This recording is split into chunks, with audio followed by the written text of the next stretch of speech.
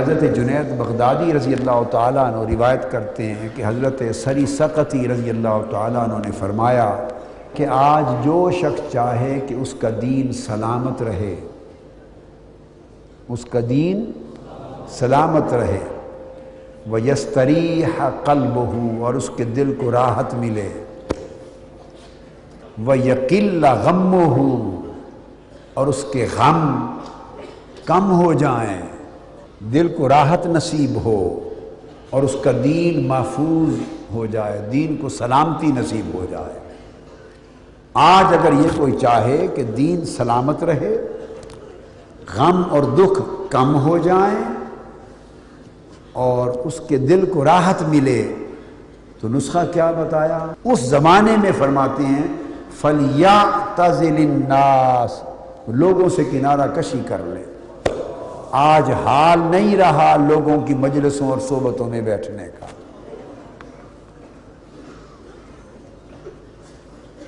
جتنی زیادہ لوگوں کے ساتھ مجلس و صحبت ہوگی اتنا حال باطن کا خراب ہوگا۔ اور پھر فرمایا لِأَنَّ هَذَا زَمَانُ عُزْلَةٍ وَوِحْدَةٍ، اس لیے کہ یہ جو زمانہ آ گیا ہے، اس زمانے میں یہ زمانہ عزلت، تنہائی کا اور علیحدگی کا یکسوئی کا زمانہ ہے۔ خلوت میں رہ کر دین سلامت رہ جائے۔ تو پھر جب اور سوال رہ گیا کہ مجلس کریں، صحبت کریں، مجلس کریں، وہ بھی تو ضروری ہے، زندگی کا حصہ ہے۔ وہ کن سے کریں؟ تو کہیں کہ وہ جب مجلس کریں تو اخیار سے کریں، ابرار سے کریں، صالحین سے کریں، ان سے کریں جن کو دیکھو تو اللہ یاد آئے، اور جن کی زندگی اور اعمال پہ نظر کرو تو آخرت یاد آئے، جن کے چہروں کو دیکھو تو اللہ یاد آئے، جن کی باتوں کو سنو تو دین کی حکمت معلوم ہو جائے۔ اگر مجلس کرو تو ایسوں سے کرو، اور جس مجلس سے یہ نصیب نہ ہو اس سے گریز کرو۔ کسی نے پوچھا ابدالوں کی کیا علامت ہوتی؟ ابدالوں کا اخلاق، جو اولیاء اللہ ہوتے ہیں ابدال، ان کے اخلاق کیا ہوتے ہیں، ان کے طور طریقے کیا ہوتے ہیں ابدالوں کے؟ فرمایا ابدالوں کے اخلاق میں 4 چیزیں نمایاں ہوتی ہیں۔ کیا؟ 4 چیزیں نمایاں ہوتی ہیں۔ ایک، ان کے ہر عمل میں ورع اور تقوی ہوتا ہے۔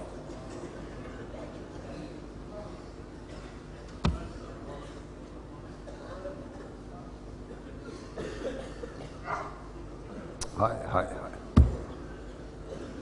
کیا ہے ورع؟ آپ یوں سمجھیں، اگر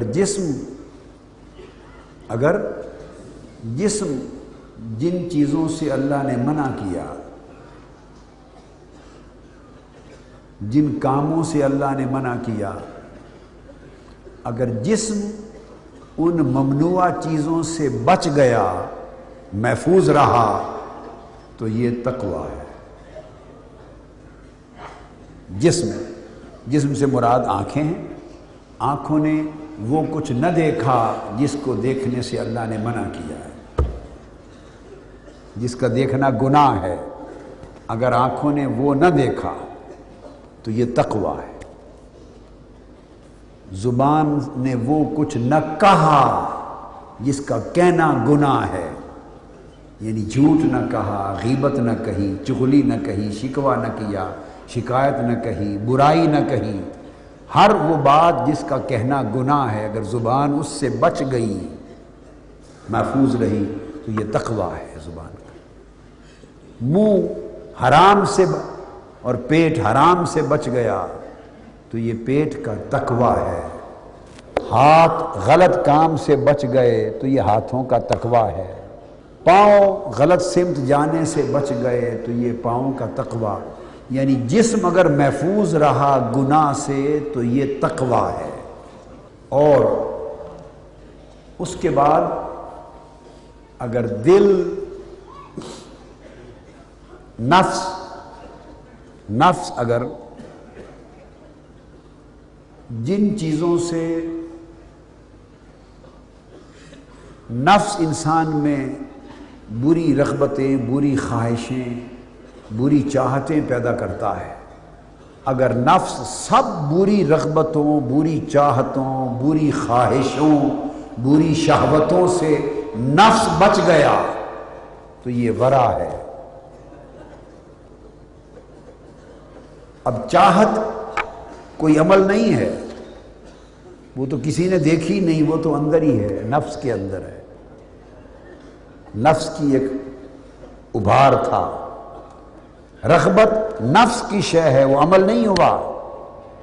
کتنے لوگ ہیں جو باہر جسم کو دیکھیں تو متقی نظر آئے اور نفس کو دیکھیں تو گناہ میں لت پت نظر آئے، مگر ہماری نگاہ نفس پہ نہیں پڑتی، ہم تو جسمی دیکھتے ہیں نا۔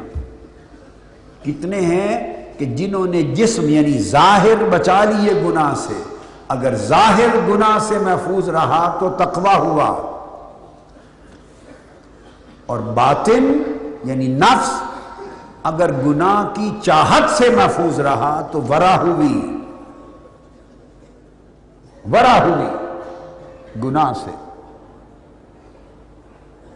بری چاہتوں سے، بری رغبتوں سے، بری طلب سے، بری شہوت سے، بری خواہش سے، برے دھیان سے نفس بچ گیا تو شخص صاحب ورع ہو گیا۔ اور اگر دل دنیا کی رغبت سے خالی ہو گیا، دل دنیا و ما فیہا ما سوی اللہ سے اگر دل سارا صاف ہو گیا تو یہ زہد ہے۔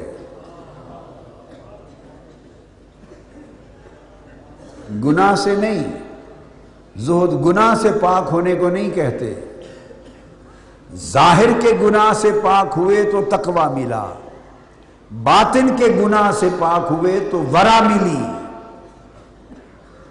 باطن کے گناہ سے پاک ہوئے تو صاحب ورع ہو گئے۔ اور اگر ما سوی اللہ سے دل پاک ہو گیا، اللہ کے ہر غیر سے دل خالی ہو گیا تو زہد ہوا۔ کیا؟ زہد ہوا۔ تو فرماتے ہیں کہ جب بندہ زہد لیتا ہے، زہد کے مقام پہ پہنچتا ہے تو تب جا کے اللہ سے اس کی آشنائی شروع ہوتی ہے، دوستی اور اللہ سے یاری شروع ہوتی ہے۔ زہد سے پہلے زہد سے شروع ہوتی ہے۔ تو فرمایا ان کے اندر ورع بھرپور، زندگی ورع سے بھرپور ہوگی، اور ان کا ارادہ، وہ اب دل کی طرف اشارہ ہے، زہد کی طرف، ان کا ارادے ہر کام میں ہمیشہ صحیح ہوں گے۔ یہ اشارہ نیت کی طرف ہے کہ دل ان کے ہماتن متوجہ اللہ رہیں گے، جو کام کریں گے اس کام کے اندر نیت اور ارادہ صرف اللہ کے لیے ہوگا، کوئی کام اللہ کی رضا کے علاوہ کسی اور شے کے لیے نہیں کریں گے، انہیں ان کے ارادوں کو کسی اور شے سے کوئی غرض نہیں ہوگی، کسی اور شے سے کوئی غرض نہیں ہوگی، ان کے ارادے صحیح ہوں گے، یعنی نیتیں خالص ہوں گی۔ اور سلامت، یہ دو باتیں تو اللہ کے لیے تھی، ابدال ان کے اخلاق، یہ دو باتیں اللہ کے لیے ہو گئی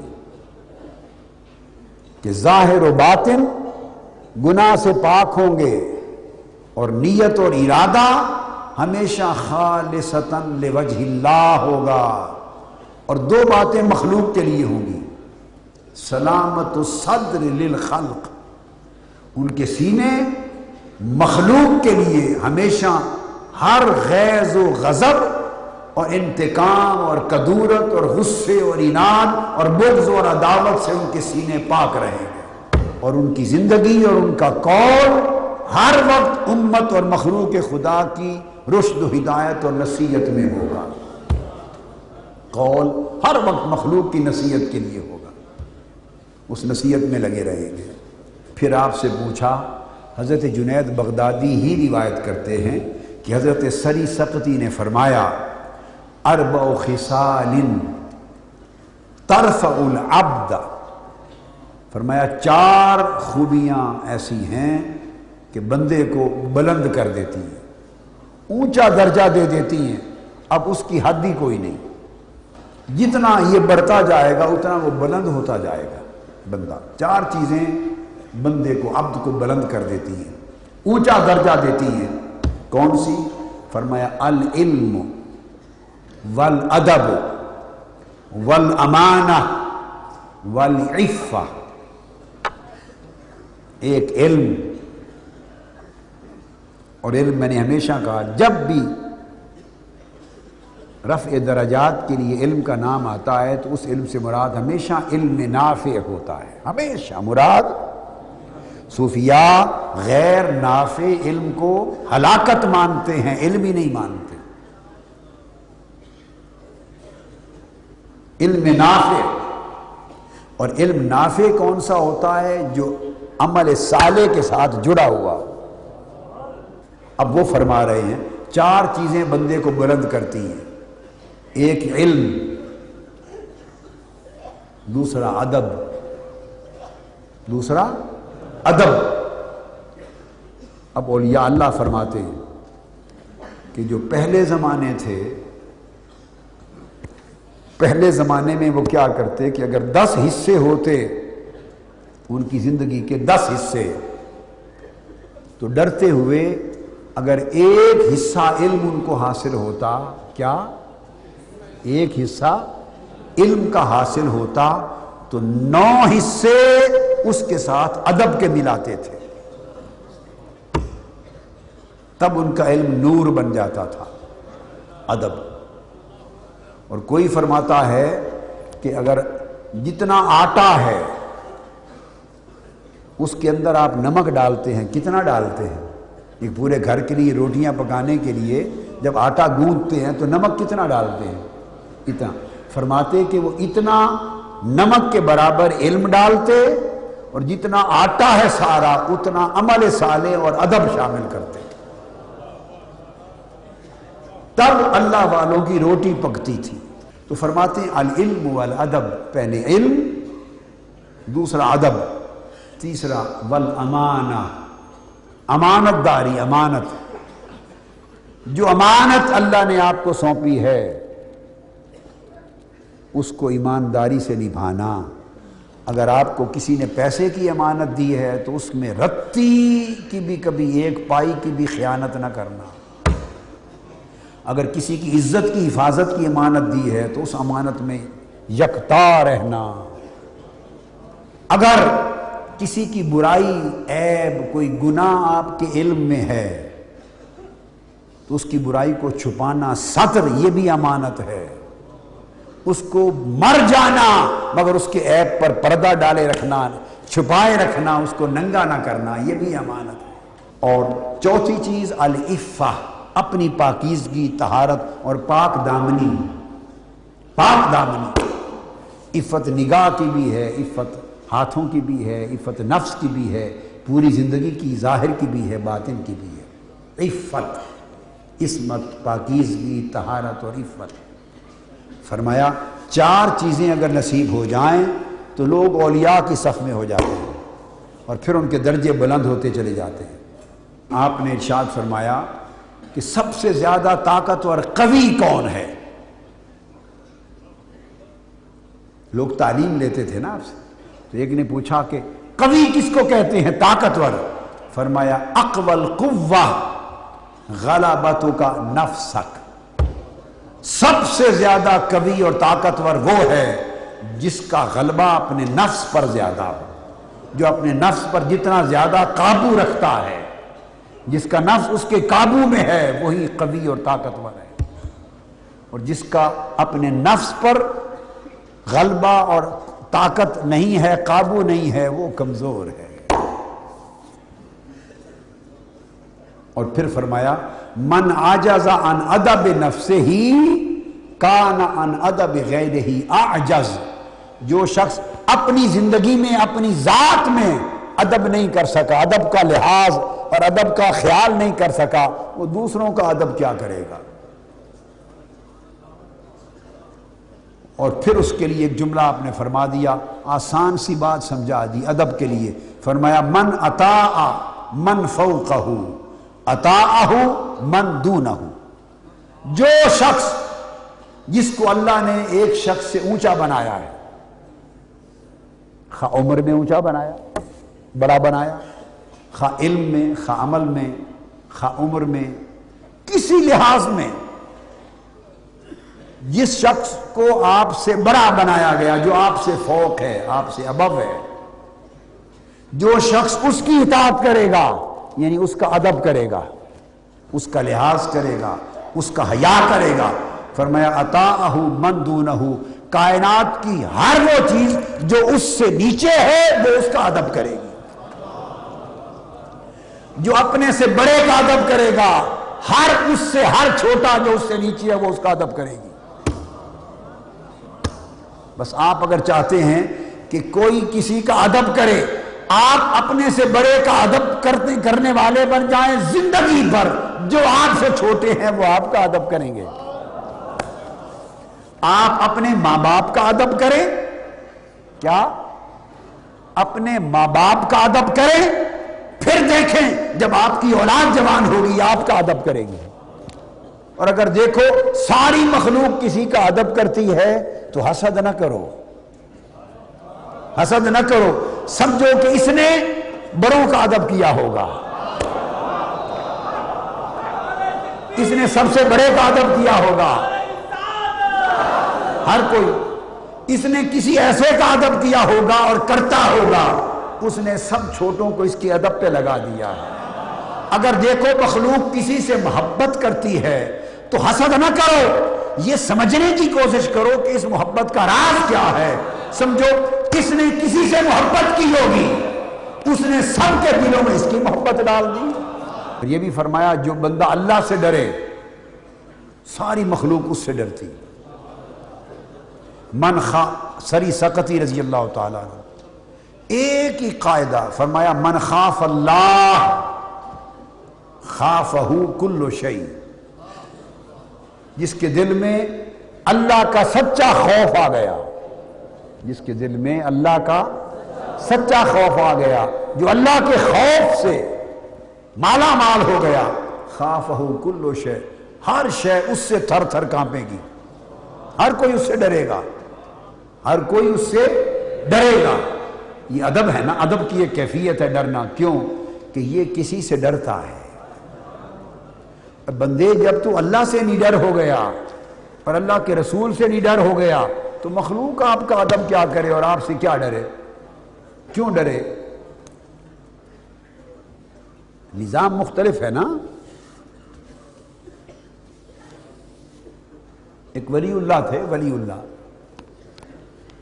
بکریاں چراتے، ان سے ایک اور کوئی اللہ والا عارف ملنے گیا تو انہوں نے دیکھا کہ وہ آرام سے بیٹھے ہیں، کھانا کھا رہے ہیں یا روزہ تھا افطار کر رہے ہیں کوئی کسی کام میں، اور بھیڑیا، جنگل کا بہت بڑا بھیڑیا ان کی بکریوں کی حفاظت کر رہا ہے۔ بڑی خاص بات، ان کی بکریوں کی ریوڑ کی حفاظت کر رہا ہے۔ وہ جو زیارت کے لیے گیا تھا سائل، اس نے پوچھا، خاص جملہ پوچھا، اس نے کہا بھئی بھیڑیے کی بکریوں کی کب سے یاری ہو گئی؟ بھیڑیے کی بکریوں کے ساتھ یاری یہ کب سے ہو گئی؟ اس نے کہا جب سے ہماری یاری اللہ سے ہو۔ وہ پوچھتا ہے بھیڑیے اور بکریوں کی یاری کب سے بن گئی ہے؟ اس نے کہا جب سے ہماری اس کے ساتھ یاری ہو گئی۔ اطاعہ کل شیء، پھر ہر چیز اس کی تابعداری میں آ جاتی ہے۔ تو آپ نے فرمایا حسن خلق کی تعریف کیا ہے؟ حسن الخلق کف الاذی عن الناس، لوگوں کو تکلیف دینے سے ہاتھ ہٹا لینا، آپ کے ہاتھ سے کسی کو کوئی تکلیف نہ پہنچے، یہ حسن خلق ہے۔ بس سادہ سی بات، آپ کی ذات سے کسی کو کوئی تکلیف اور کوئی رنج نہ پہنچے، آپ کی ذات سے کسی کو کوئی گزند، کوئی رنج، کوئی تکلیف نہ پہنچے، یہ حسن خلق ہے۔ مگر اس کے ساتھ شرط ہے، شرط یہ وَإِحْتِمَالُ الْأَذَىٰ عَنْهُمْ بِلَا حِقْدٍ وَلَا مُكَافَأَةٍ، آپ کی ذات سے کسی کو تکلیف بھی نہ پہنچے، ایک شرط، اور جو آپ کو تکلیف پہنچائیں، جو آپ کو تکلیف پہنچائیں اس پر دل میں اس کے لیے بغض اور عداوت بھی نہ آئے اور انتقام کی خواہش بھی نہ آئے۔ دوہرا عمل، اس کا نام حسن خلق اور یہ تصوف ہے، یعنی آپ کی ذات سے دوسرے کو تکلیف نہ پہنچے۔ اب رہ گئی دوسرے کی بات، اور وہ دوسرا اگر آپ کو تکلیف پہنچائے، خواہ گالی دے، زبان سے پہنچائے، آپ کے خلاف غیبت کرے، تہمت لگائے، چغلی کرے، حملہ کرے، برا بھلا کہے، آپ کو اذیت دے، تکلیف دے، تو اس تکلیف پر آپ کے دل میں اس کے لیے بغض و عداوت بھی نہ آئے اور بدلہ لینے کی خواہش بھی نہ آئے، ریونج لینے کی خواہش بھی نہ آئے۔ فرمایا اگر یہ دو خوبیاں آپ کی ذات میں جمع ہو جائیں ظاہر اور باطن میں، تو آپ کا خلق حسین خلق ہے، اور خلق حسین ہو جائے تو یہ تصوف ہے۔ اور پھر حضرت سری سقطی نے فرمایا احسن الاشیاء خمسۃ، ان سے کسی نے پوچھا کوئی 5 چیزیں ایسی بتائیں جو بڑی حسین ہیں، جو بڑی اعلیٰ ہیں، بڑی عجیب ہیں، بڑی پیاری چیزیں بتائیں، کیا ہیں 5؟ فرمایا البکاء علی الذنوب، گناہوں پہ رونا آنا۔ اگر گناہ کر بیٹھے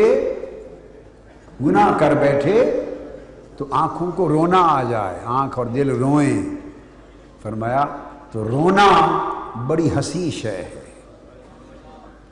وَإِصْلَاحُ الْعُیُوب، اور پھر اپنے اندر جو عیب، جو گناہ، جو خطائیں، جو کمزوریاں، غلطیاں، عیب، نقص دیکھے ان کی اصلاح کرنا، اپنے آپ کو ریفارم کرنا، اصلاح کرنا، کریکٹ کرنا اپنی زندگی کو۔ دوسری بات یہ بڑی حسین ہے کہ اپنے آپ ہی اپنی اصلاح کرتا جائے۔ اور تیسرا طاعت علام الغیوب، اور غیبوں کو جاننے والے رب کے ہر امر کی اطاعت کرنا، اس کی ہر بات کے آگے سر جھکانا، اطاعت کرنا۔ وَجَلَاءُ الرَّيْنِ مِنَ الْقُلُوبِ، اور دلوں سے ہر قسم کے زنگ کو اتارتے رہنا، تکبر کا زنگ، حسد کا زنگ، عداوت کا زنگ، گناہوں کا زنگ، نافرمانی کا زنگ، غفلت کا زنگ، حرص و ہوس دنیا کا زنگ، شہوتوں کا زنگ، ہر قسم کا زنگ جو دل پہ چڑھتا رہتا ہے، زہد سے، ورع سے، تقوی سے، ذکر سے، عبادت سے، روزے سے، تلاوت سے، محنت سے، ریاضت سے، ریگ مال مارتے مارتے ہر وقت زنگ کو اتارتے رہنا۔ فرمایا یہ عمل بڑا حسین ہے۔